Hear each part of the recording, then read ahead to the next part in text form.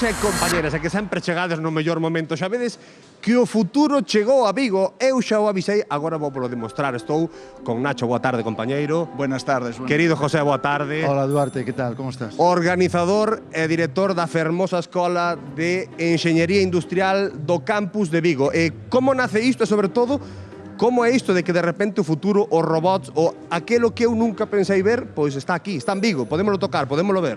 Pues empezó porque animé a algún compañero de las empresas a dar una charla en alguna de mis asignaturas, se nos empezó a ir de las manos, se nos ocurrió montar una especie de congreso de profesionales para alumnos, empezamos en 2004, pam, y llegamos a la 10ª edición en esta ocasión. 10ª edición, unha edición cada 2 anos, pero deste ano eu non sei se todas son así, pero que isto non sei se é normal, pero que de repente eu estou en Star Wars e eu estou pisando a Universidade de Vigo.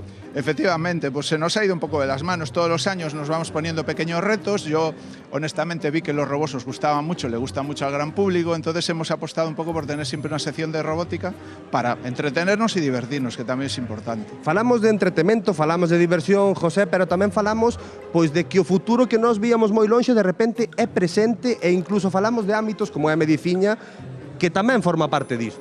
Sí. Nós temos agora mesmo na escola un grao de Enxeñería Biomédica, un máster de Enxeñería Biomédica. A verdade é que isto xa é unha realidade que usan na medicina, que se usan nas empresas de automoción que temos no entorno. Para nós esta actividade é fundamental.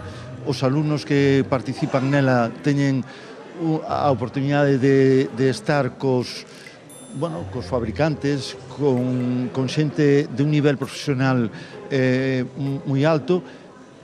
Un luxo. Un luxo, exacto. A verdade é un traballo que é moi satisfactorio porque o resultado xa vedes. Bueno, estaba mirando para R2, que eu creo que nos estaba dicindo algo, non me quedou moi claro o que, Nacho, pero non sei se é habitual para vos falar coas máquinas así de súpeto, pois que nós víamos aquelo tan lonxe de, bueno, algún día os robots van chegar, van nos axudar, pero que xa están aquí. Bueno, a ver, aquí estamos viendo robots lúdicos, robots de un poco de diversión, porque los otros se nos han ido ya, algunos andan por ahí rotando. Las empresas, sobre todo más avanzadas, como el mundo de la automoción, están plagadas de robots. Es que si no estuvieran llenas de robots, posiblemente no estarían aquí con nosotros. Los robots aportan calidad, productividad y al final hacen que las plantas sean económicamente viables. Para que te hagas una idea, en Citroën más o menos pues superan el 1 millar de unidades las que están en la fábrica. Levo aquí un par de horas e estou vendo todo tipo de robots. Falamos de medicina, pero tamén falamos de todo tipo de empresas que sen estes robots non poderían estar funcionando ao nivel que o facemos aquí en Galicia, non?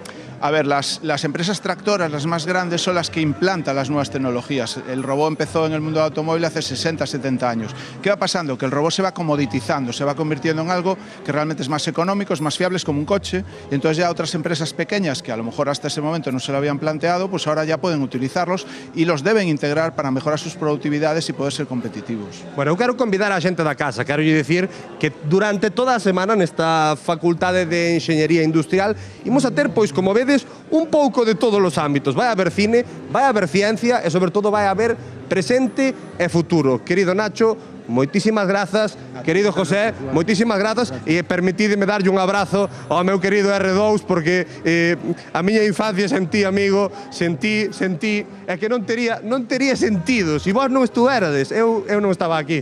Moitas gracias, amigo. Gracias. Maravilla isto. Dame un abrazo, home, claro que sí. ¡Ah! Enfadouse. Pues en golpes, por favor, dende logo que sí.